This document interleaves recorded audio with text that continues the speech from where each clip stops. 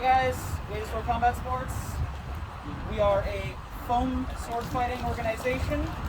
We are geared towards group combat and dueling. What differentiates us from some of the other groups you may have seen is that we have a higher focus on martial arts. We are not a martial arts organization, but martial arts is a big part of what we do. It's a big influence, right down to our philosophical roots. We feel strongly that the training you get fighting with us is going to make you a happier, healthier person. How is that, you ask? So, the Japanese word for martial arts is Budo. Budo is not just a martial art, it is a martial way, a way of being, a way of living, a way of presenting yourself, carrying yourself in your everyday life. The goal here is to make your fighting stance your everyday stance, and your everyday stance your fighting stance. There was a very famous samurai who said that. The person you are in your everyday life should reflect how you are in a fight, and vice versa. Are you a skittish person? Do you want to be? By training, you can help develop yourself into the person you want to be. So, martial arts is very important to what we do because it thoroughly enriches the sport by giving us a sense of realism and practiced danger, because it is only in that sort of practiced danger, that simulated sense of duress, that any kind of change is going to happen. Your brain reacts the same way to real danger as it does to fake danger. So we give you fake danger to teach your brain how to deal with real danger. And real martial arts will teach you how to do exactly that. So without further ado, I'm going to put down my foam sword. I'm going to introduce my buddy Inshon here. Inshon and I are part of the Hashimon Dojo in Eustis, Florida. They practice Toyama Ryu Iaido, Karate, and Kyudo, the art of Japanese archery. We're here today to represent Iaido. Iaido is a sword drawing martial art. Usually the sword is put away. When you have to use it right then and there, so you have to learn how to draw it. Right? Instant cut, instant kill. So, thanks, Sean. Samurai had to train in order to do that. Toyama Ryu is a style that was put together in the early part of the 20th century to teach military officers how to be sufficiently skilled in the use of the Japanese sword to carry it onto a battlefield. These are tried and true techniques that have stood the test of time. They come from old styles and have survived into the modern day. So, Iaido practice always begins and ends with respect. First, we bow to our instructor, we bow to the front of the dojo, we bow to our sword.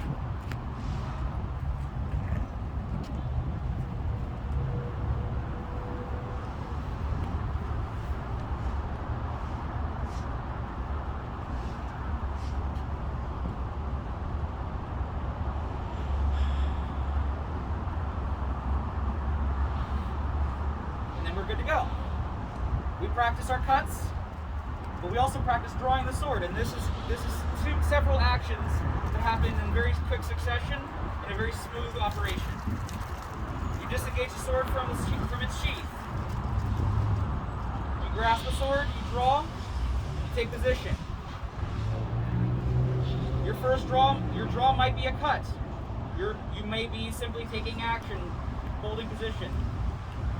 But when you're done, at the end of every training routine, which we call kata, there is a shaking off of the blood ceremonially. In Toyama Ryu, the shiburi, as we call it, is done like this. The sword needs to be put away.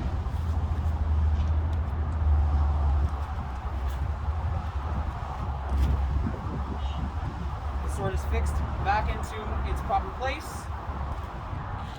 And then the next training routine begins. Inshon is going to show us the first 4 kata from Toyama Ryu. These are the Kihon kata, or basic kata. And then we'll talk a little bit about why this is important, how you can get involved with us if you want to, and then I'll introduce the next martial arts school.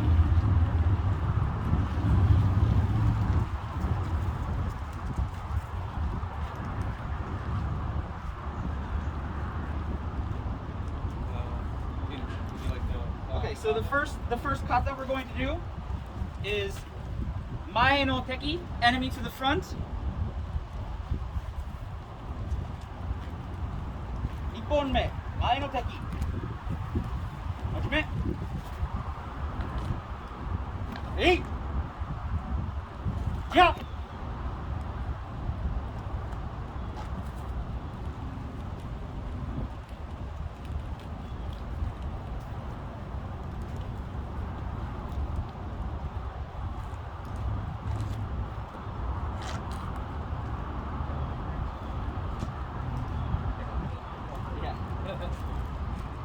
The second kata is Migi no Teki, enemy to the right.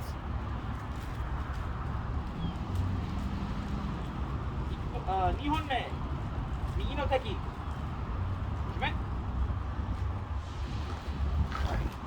Notice every time Incheon orients himself so that the front of the dojo, or the training area, or the demonstration area in this case, is always the same spot.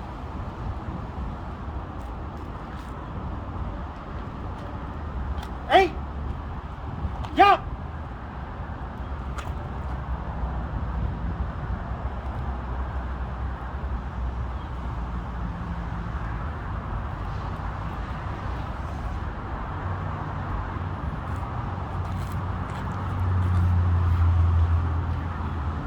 Historically, Iaido kata have always been self-defense kata, and this next kata shows exactly that.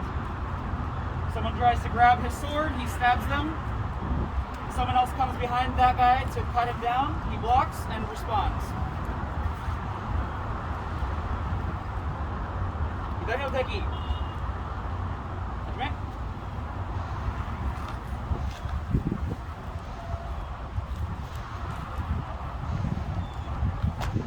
Eight! Jump!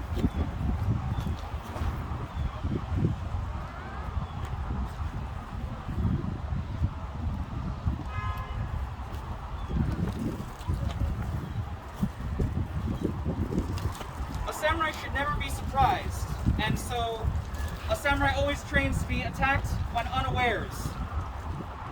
This last kata that he's going to perform is called Ushiro no Teki, enemy to the rear.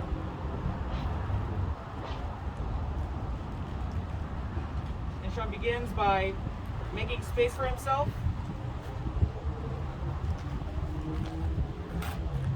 Bowing to show respect as he turns his back on the crowd.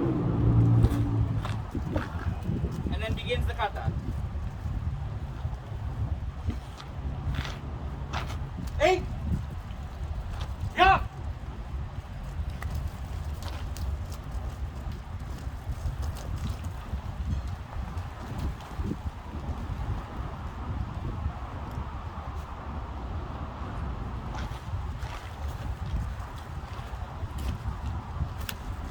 Round of applause for Incheon.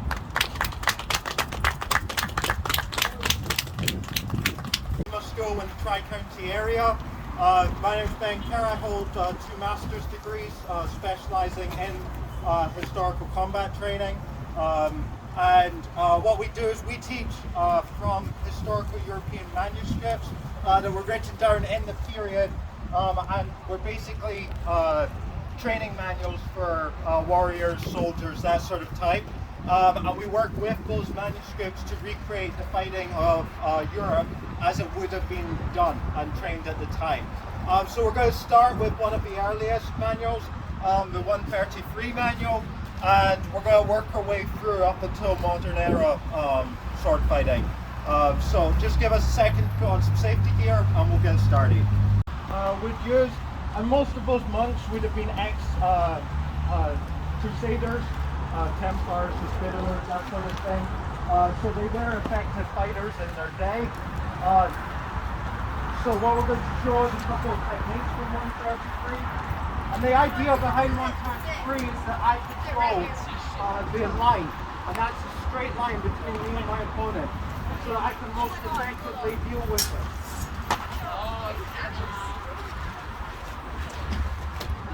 Give me one of the demonstration again.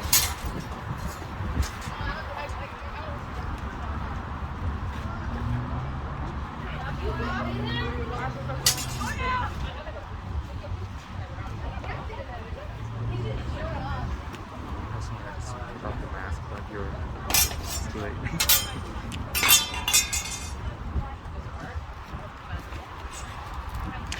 Pass out flyers. Comedy Shorts flyers and our flyers.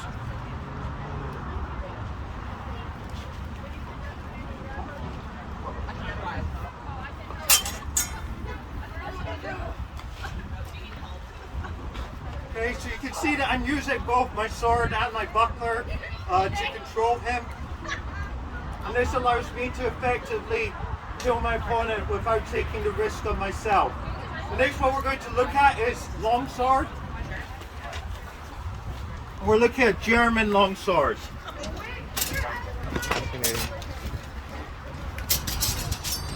Yeah. When do they train? Saturdays. Saturday? 4 o'clock? Or 2, sorry, So with 2:30. German longsword, one of the key points is parrying, like just blocking his blows. So if he gives me like a downward descending cut from over now, this is okay. This keeps me safe. I'm not dead, but it still gives him time to do something because if I come back, he can attack, or if I come back.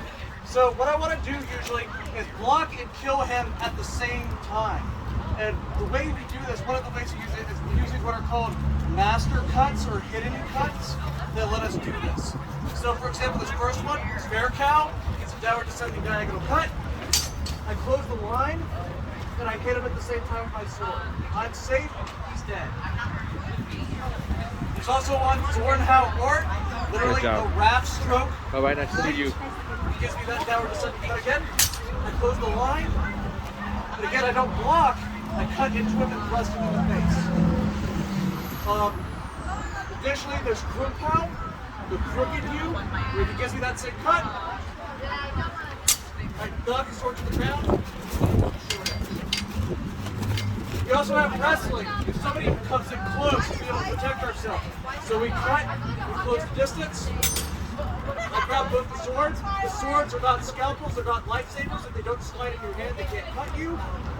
I'm going to take one of the swords and I cut him. Those are some of the techniques of German longsword. Okay, so let's move on to German longsword. So the next weapon we're going to look at is the Messer. The Messer basically means knife in German, and this weapon basically grew to prominence because you weren't allowed to carry a sword in the cities, and this became the thing that people carried. Now you get various ranges in size. This is a fairly short Messer. Some of them can be just as long as a long sword. Okay.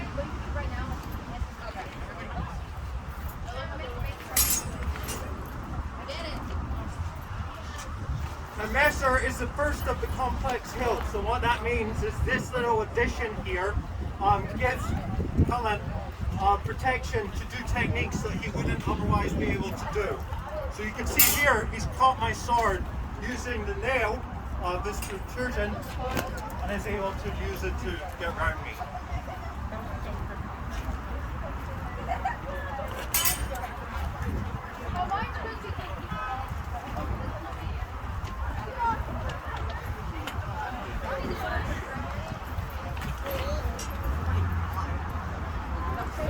From the German tradition, it's always better to be able to incapacitate your opponent rather than worrying about blocking. So in that technique, he's able to just take my hand off without having to worry about my sword. Okay, next let's look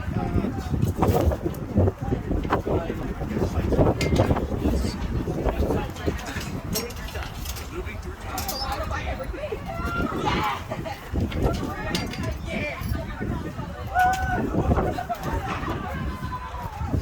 forward into Renaissance Italy, we see the development, the continued development of the hilt to a sword. It goes from a simple cross, and now we're starting to get rings to protect the finger, because the Italians start putting a finger over the cross, and you need that to protect yourself. I'm now a proud Renaissance Italian gentleman. So,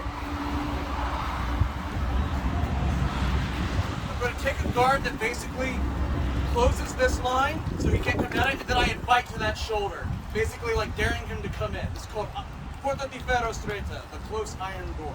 He gets a downward cut, I beat the sword with my back edge, I sight through his head, stepping back, and I come back on guard. The second one, again, we want this idea, we don't want to parry if we have to, or if we don't have to. So he gives that same downward diagonal cut, and I close the line and just stab him in the face. Thank you. Save the style of defense, he gives a downward descending diagonal cut. This time, I cut the leg, and because I don't want him chasing me or continuing to be able to cut me, as I back out, I cut the arm, come back on guard, and ready to go. That's where we start to see the development of, again, complex hilts, lots of use of angles and geometry, and these hilts will start to become more complex and more thrust-oriented as we move to the later rapier.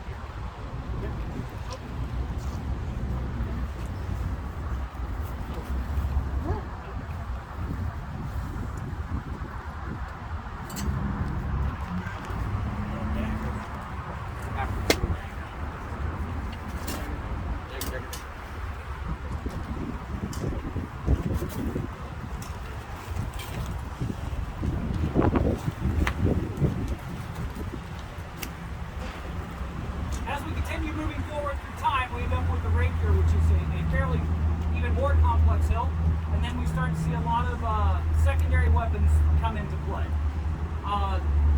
We also start to see now that as things like the thrust becomes more and more prevalent, it becomes less effective.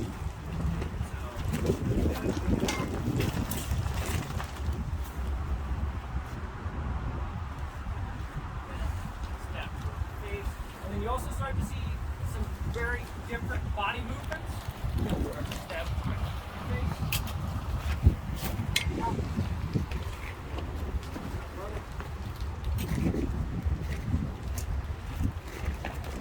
And you also start to see the weapons moving in a way that's kind of new and exciting.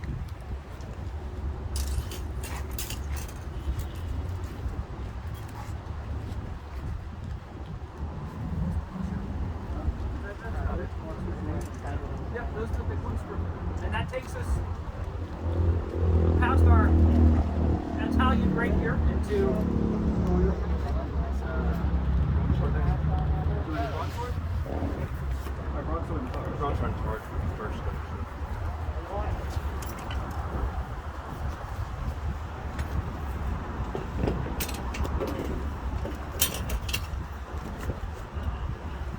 As time moves on, shields begin to change. And one of the last shields to see combat experience is the Scottish Tard, which are these. These heavily decorated shields had ballistic grade properties, so they were capable of stopping a bullet at a glance, but they also offered an awful lot of protection. The Highland units would have been covered in weapons. All right, so these are just two of their weapons. They would also have a long knife, two short knives under their armpits, knives in each of their socks, and then a lot of pistols. So they were very heavily armed. But the sword and targe offers an awful lot of protection, and as you can see, the sword itself now has a fully enclosed hilt, which means I can take hits from his sword without taking any damage.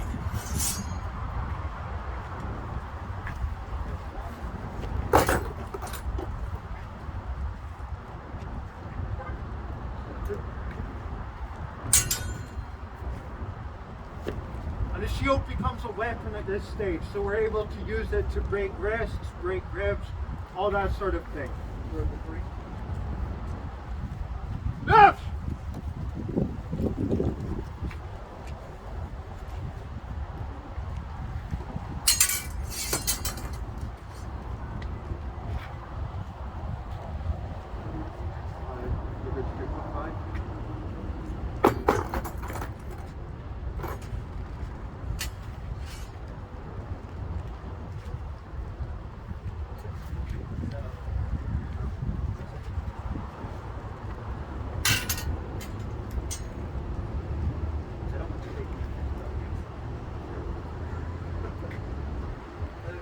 time when Colin charges at me, I'm able to use my charge to protect myself, come under, and stab him right through the gut. After the era of the charge, once the Highlanders were defeated, the Scottish broadsword, this weapon, stayed in service all the way through to World War II. It is still the issued weapon for Scottish officers. When I was in the British Army, this was the weapon that I was issued as my dress sword. Okay. Broadsword was designed very much for teaching quickly to new troops. It's a very efficient system, largely because you don't have to worry about the hand, because your hand's already protected. What this allows is us to advance with our hand right out, because any hits that come in, we can block with no difficulty. The other thing that made Scottish broadsword different was the fact that we do not block down, so we don't block the lower waist. Instead, we slip, which is the movement of our leg coming back, which allows us to kill our opponent at the same time as they're trying to hit us. Okay? So any attacks below the waist, we don't bother blocking. They're going to now spar very briefly. Ready?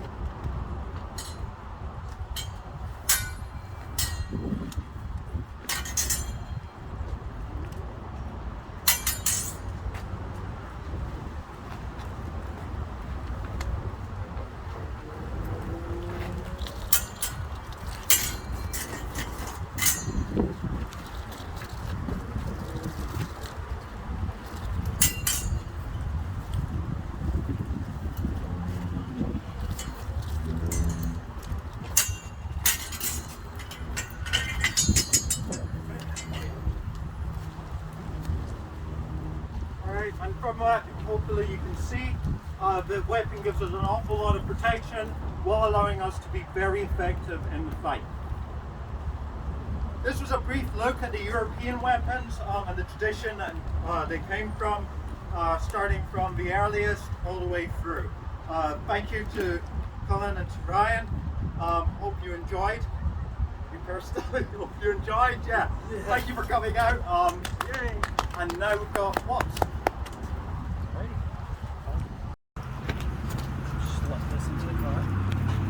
So, as I was saying before, foam sword fighting can be a good tool for introspection and self-development. Our goal is to develop the warrior spirit, or the ability to overcome, the mindset necessary to overcome hardship. There's also lots of other benefits. But those are benefits that you could get out of any other martial art. But one thing that buffer fighting specifically offers that no other martial art offers is an ingrained culture of camaraderie. And isn't that what we all need a little more of today's day and age? A little more sense of community, a little more sense of togetherness. So I'm gonna let Sean, and this is our guy Danny. I'm gonna let them duel it out a little bit. You guys get to see how involved the sword fighting can get. It's not just swords, it's also halberds, spears, bows, and arrows. If you can imagine using it on a battlefield, we can probably make it, and we can probably use it. Everything from shields, swords, spears, bows, arrows, javelins. I've seen some pretty ridiculous weapons. We had some buster swords out there. Yeah, you guys, if you're to anime, buster swords. They worked until everyone figured out, oh, just carry. And this sport is a very good way to find out which of your favorite anime weapons actually works. All right. Tap. Bow. Hajime.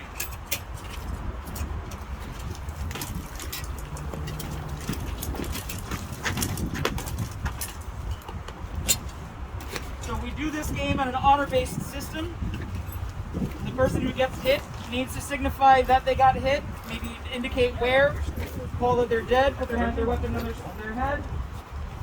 Basically, you know, if you get hit, it's on you to let people know that you got hit. It's not on, you know, you can't let other people tell you where you got hit. You have to be the honest one. You have to be the one coming forward. It's about trust. It's about responsibility. Yeah, suppose it Tap. Bow. Right now, I'm carrying Judgment. especially after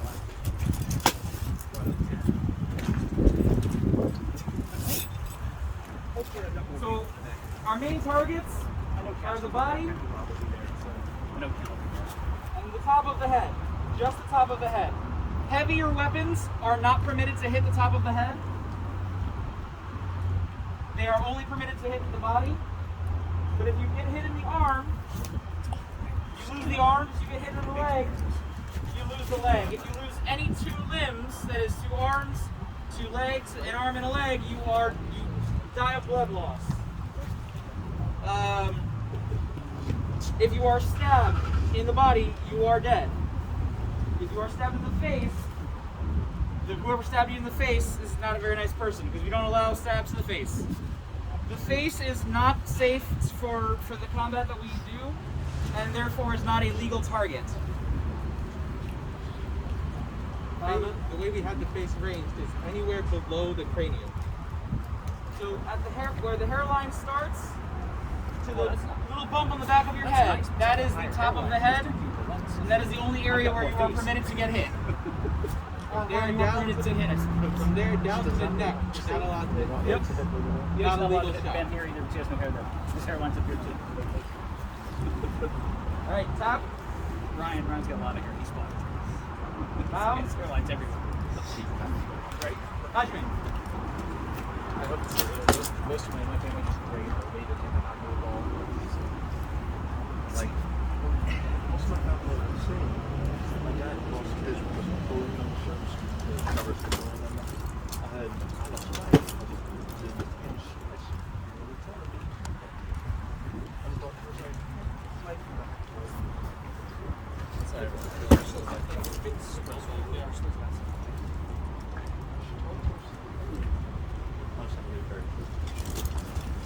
It's like, oh, that is stabbing end? Yeah. Dad's Gotcha. you know, I don't know.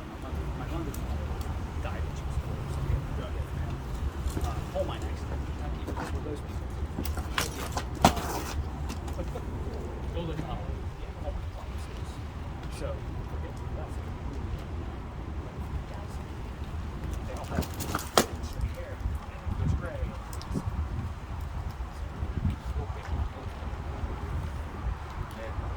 the stress in the military in general just ages. Like, it'll go on 33, but I'm like 50.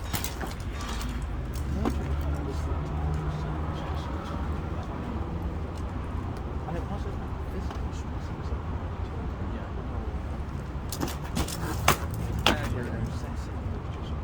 you spend your whole life.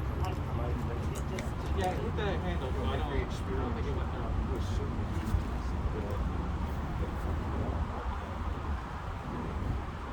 Yeah, you see, like, but yeah, that aspect, just like military life in general, you see, like, people who are like, you know, Sergeant Major who has like deep burrows on his face, it's good as hell. Like, oh, just that's like 37. What, for the Navy? Pretty good. Yeah. Wherever she goes. C6. That's first class. It's just,